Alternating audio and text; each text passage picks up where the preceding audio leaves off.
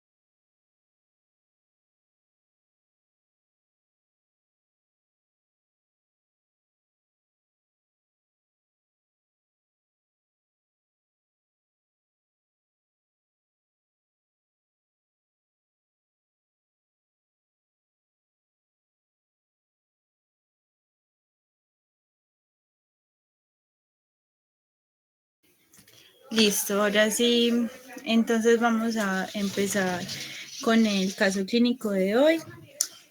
Nuevamente muchas gracias a todos los que se han unido. Entonces me avisan si ya están viendo la pantalla. Sí, ya.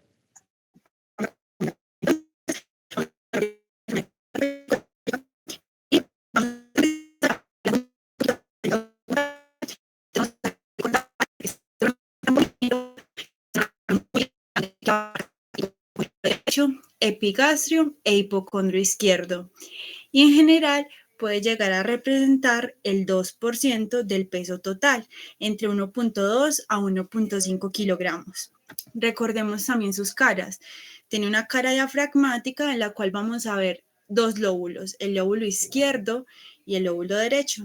Y en la cara visceral vamos a poder encontrar el lóbulo caudado y el lóbulo cuadrado, como lo pueden ver acá.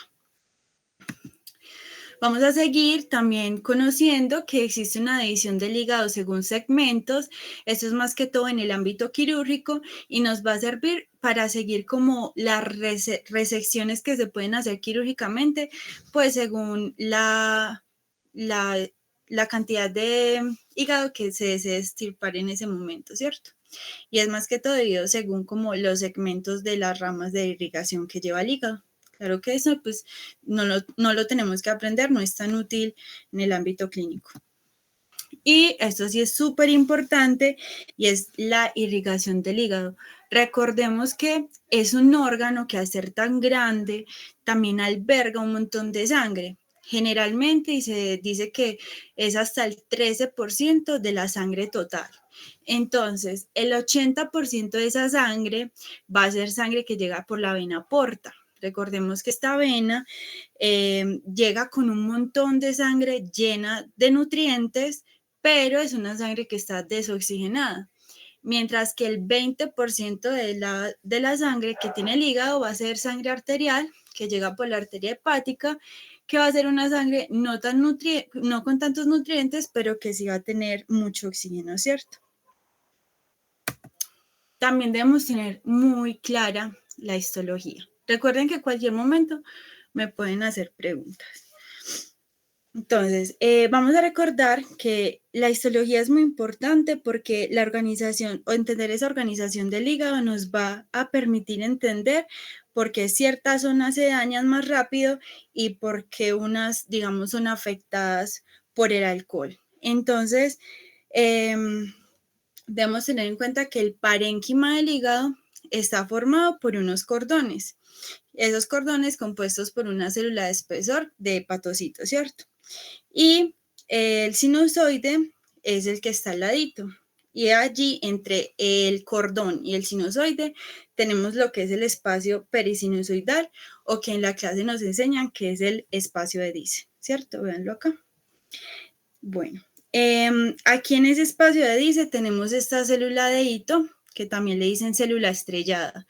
Y esta va a ser muy importante en la fisiopatología de la enfermedad hepática alcohólica, ya que es una célula que se activa la inflamación. Hola, ¿alguien levantó la mano? Si algo me hablan, porque en ese momento no puedo ver el chat. Entonces, listo. Tenemos esta célula de hito o célula estrellada que va a ser muy importante en esa fisiopatología, porque es una célula que cuando se activa nos va a empezar a producir colágeno y es la causante de la fibrosis. Listo. El resto del hígado, ¿qué es? Estroma. El estroma, recordemos que es el tejido conectivo que en este órgano se invagina y en general le llamamos la cápsula de Gleason, que es la que le va a dar el sostén a todo este órgano, ¿cierto? También hay esta organización histológica en la que nos dicen que el hígado se puede organizar en 3 lobulillos. Entonces tenemos el lobulillo clásico, que es este que ustedes ven acá, con forma hexagonal, tiene una vena central y en cada uno de los vértices tiene una triada portal. Recordemos que esa triada portal es una rama de la vena porta, que siempre se ve como un poquito más grande e irregular, una rama de la arteria hepática con una pared más gruesa, pero se ve mucho más redonda, y un conducto biliar interlobulillar, que es como más delgadita y en general pues está compuesta por colangiocitos. Listo. Tenemos también el lobulillo portal. Este lobulillo es triangular, en el centro tiene una triada portal y en los vértices una vena central. Y digamos que estos lobulillos nos ayudan a entender cómo sería la función de exocrina del hígado, ¿cierto? Y bueno, esta es como la parte más importante, que es el ácido hepático o de Rappaport, que está dividido en zonas. Esas 3 zonas tienen una función. O bueno, eso ya vamos a intentar entenderlo. Entonces, tenemos la zona número 1, que es una zona periportal. Entonces, entendamos que la sangre que entra por la vena porta va de afuera hacia adentro de los hepatocitos, que se encuentran en esa zona 1. Entonces, esos hepatocitos son los primeros en recibir oxígeno de esa sangre, pero también van a recibir, por ejemplo, toxinas de primera. Entonces, en casos de intoxicación, esta zona 1 es la que más sufre.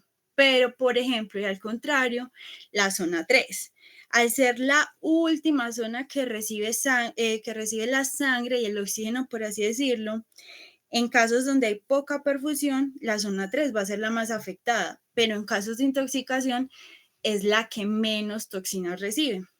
Entonces, eso nos va a explicar más adelante por qué el alcohol inicialmente nos va a dañar primero esta zona, pero progresivamente y por la fibrosis, la zona que termina más afectada es la zona 3, debido a una hipoperfusión.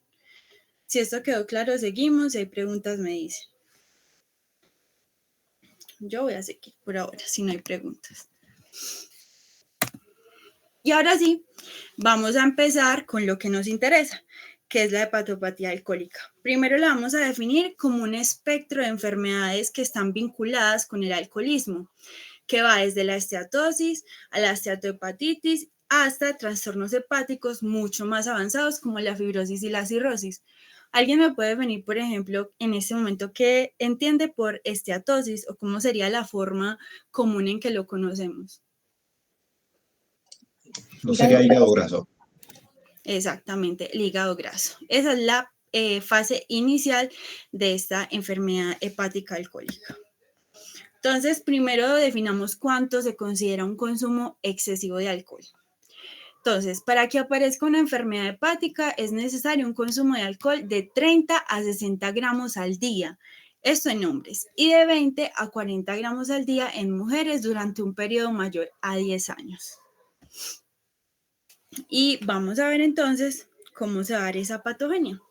Entonces recordemos que el alcohol se absorbe en el estómago y en el intestino delgado. Alrededor del 90% de ese alcohol va a ser metabolizado en el hígado, el resto lo vamos a eliminar por el riñón o a través de los pulmones, por la respiración.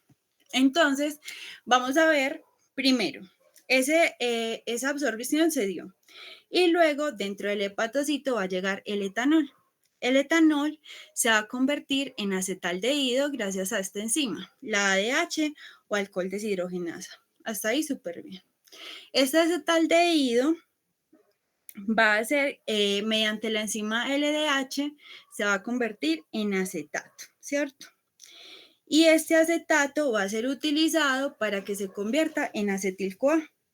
Y este acetil-CoA ya se puede usar como energía o para formar ácidos grasos y triglicéridos.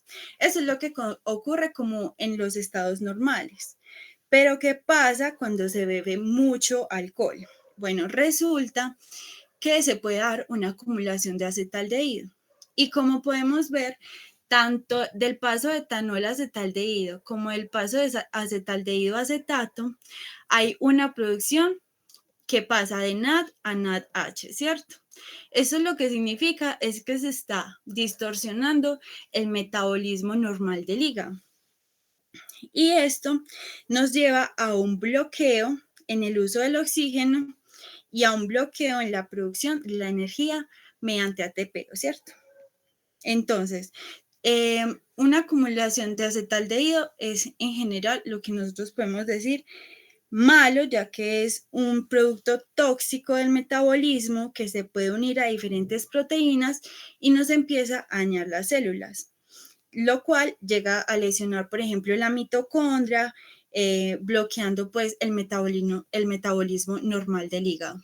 Entonces, en condiciones anormales se empieza a usar, por ejemplo, este citocromo que nos va a producir especies reactivas de oxígeno. ¿Se dice así? Bueno, radicales de oxígeno. Entonces, estos también son disruptores de las células y también nos las va a dañar. Entonces, empieza a generar un metabolismo dañino para las propias células del hígado. Ahorita les estaba hablando también de este exceso de NADH. Ese exceso lo que va a hacer es bloquear diferentes procesos en el hígado que son fisiológicos, como cuáles, la glucogenogénesis. Esto nos puede causar una hipoglucemia. Se bloquea, se aumenta la producción de lactato y eso nos puede causar una acidosis láctica. También el aumento de este nos va a inhibir la oxidación de los ácidos grasos y todo esto va a favorecer la acumulación de grasa. Y por eso es que dijimos que la primera manifestación de esta enfermedad era, ¿alguien se acuerda? Hígado graso alcohólico. Exactamente, el hígado graso. Entonces, en general, eso sería como cómo se ve afectado ese metabolismo de alcohol en el exceso del alcohol.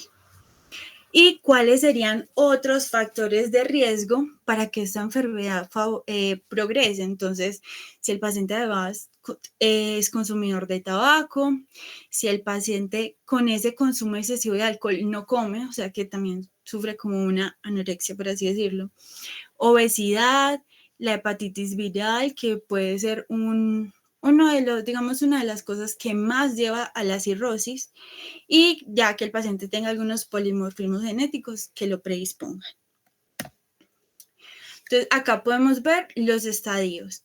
Vemos el hígado normal, el primer cambio que puede ser la esteatosis, aunque hay pacientes que directamente se van a una hepatitis, pero ¿qué pasa? Como ustedes ven acá, todas estas, tanto la esteatosis como la hepatitis, dependen de la exposición al alcohol.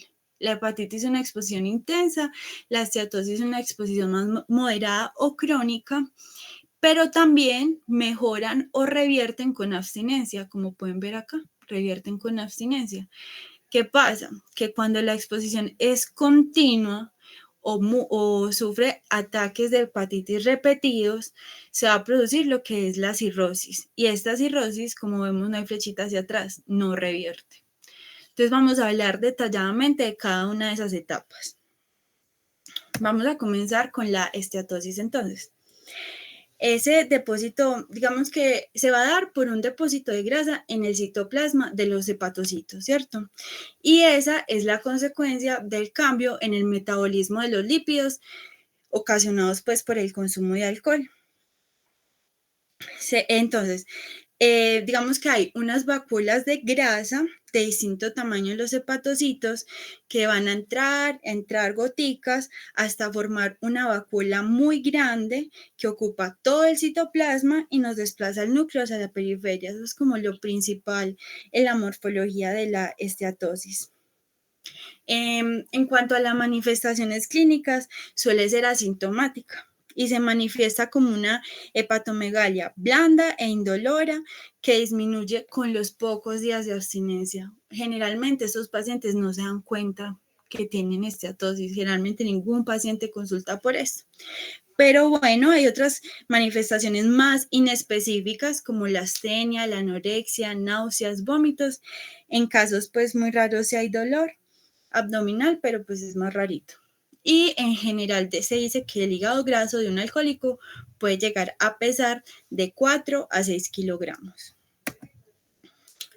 Luego pasamos a la hepatitis, que se caracteriza por una inflamación, ¿cierto? Una inflamación y ya estamos empezando con unas fibrosis, pues debido pues al consumo de alcohol.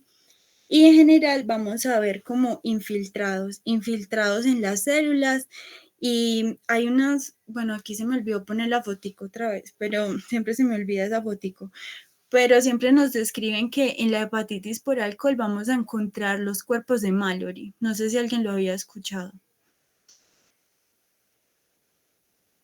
Bueno, entonces, si no, como que la característica histológica más importante son esos cuerpos de Mallory, que es cuando en el hepatocito se observan como unos cúmulos de un material homogéneo, que en general son proteínas mal plegadas dentro del citoplasma de los hepatocitos y que aparecen como resultado de ese daño celular crónico.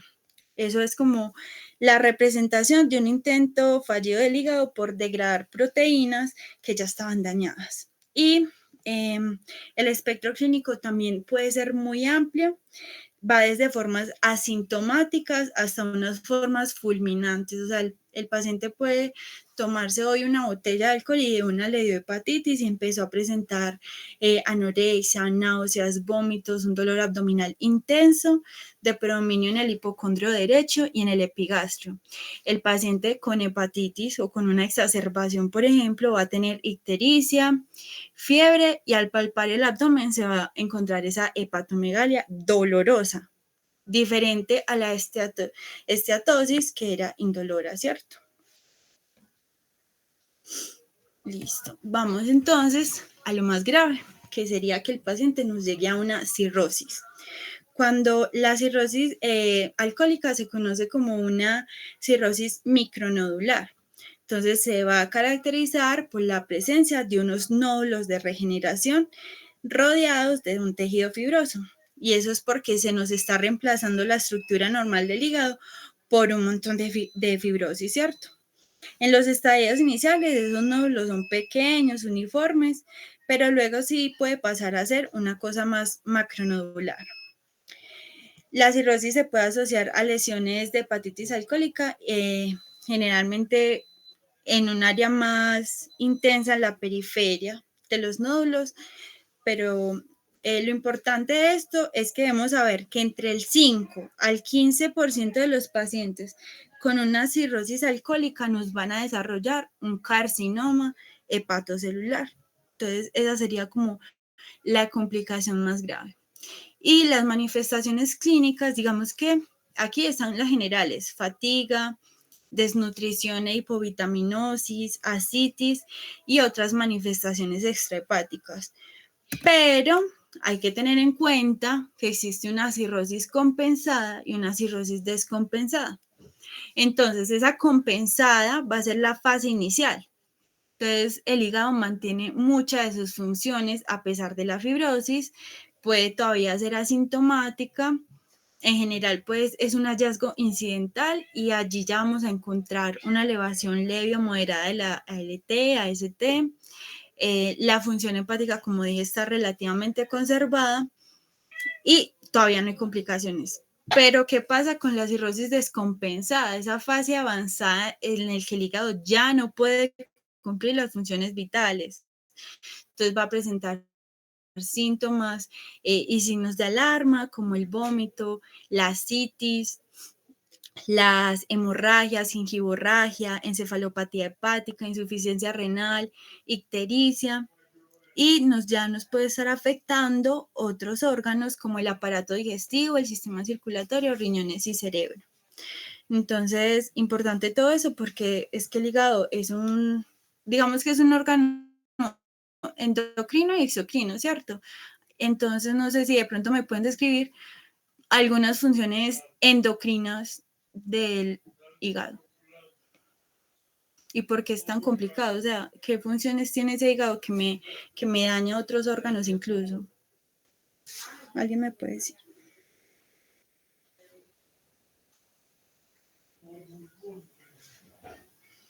Bueno, el hígado tiene muchas funciones, ¿cierto?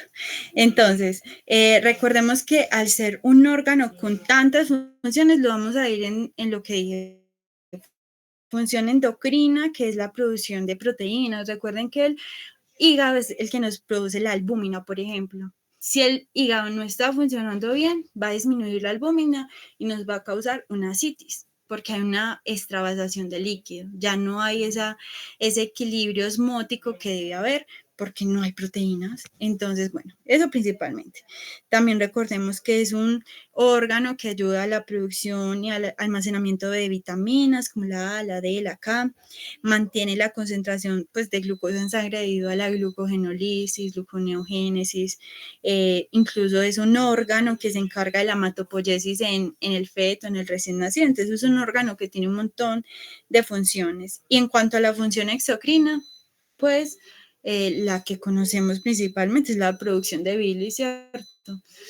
Entonces, para que lo tengan en cuenta, porque si ese órgano me deja de funcionar, me va a afectar un montón de cosas. Me gustaría que alguien me diga si hasta aquí ha quedado todo claro, si hay alguna pregunta, si estoy hablando sola. Muy claro, muchas gracias. Listo, muchas gracias. Entonces, vamos a seguir.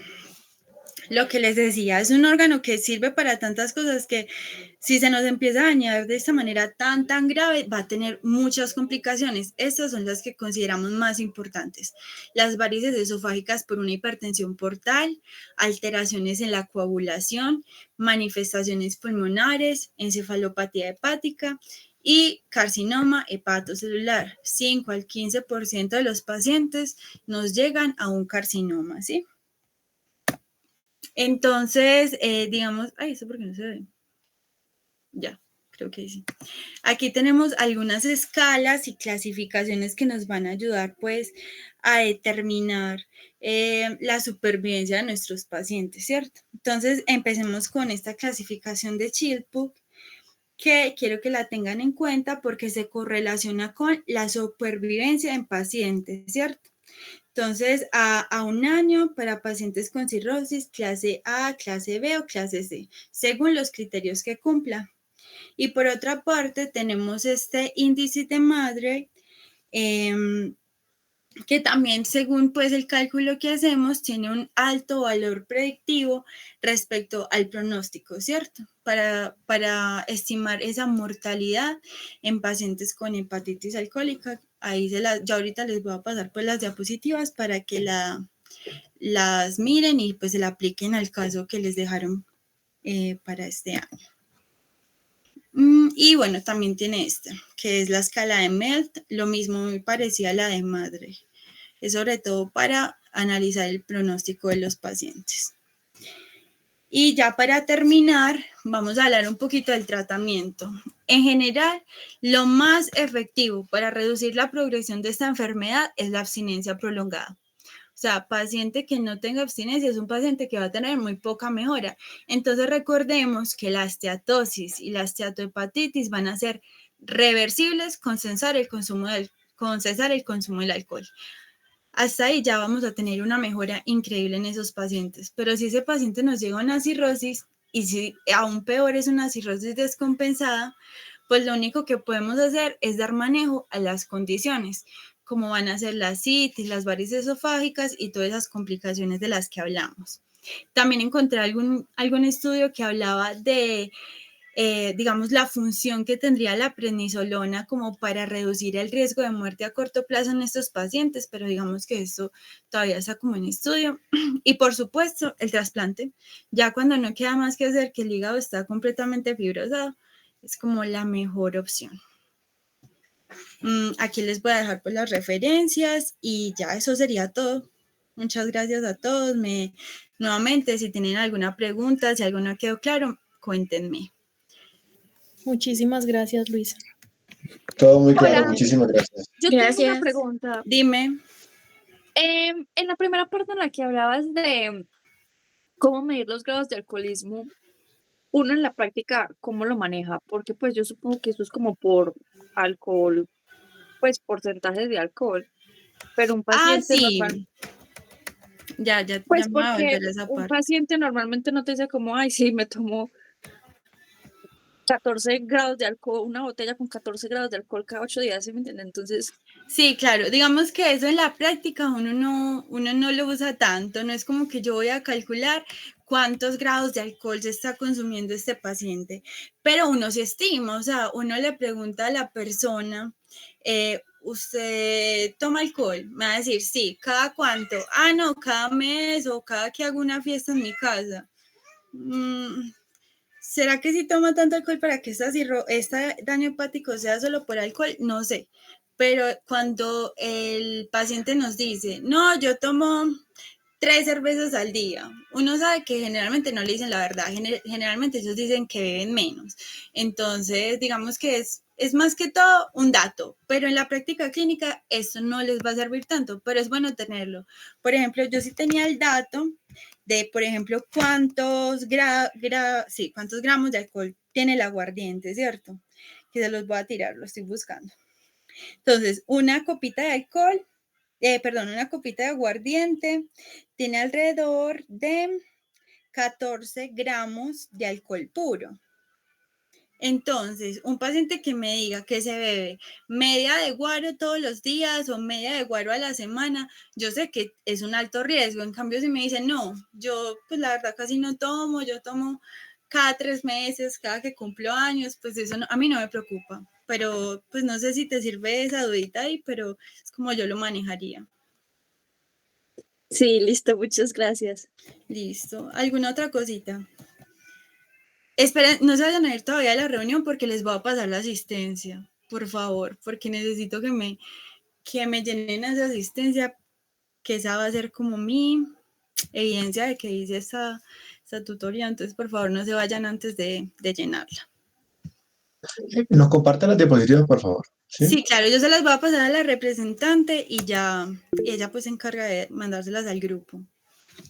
Listo, gracias. Y listo, ahí les dejé en el chat la asistencia y listo, eso sería todo. Cuando la llenen ya se pueden salir. Muchas gracias por asistir. Hoy una buena asistencia, porque generalmente créanme que a esto no me asisten tanto. Y eso que lo escogí así de últimas y me disculpan pues porque no había avisado con tiempo. Es que somos muy juiciosos. Súper bien.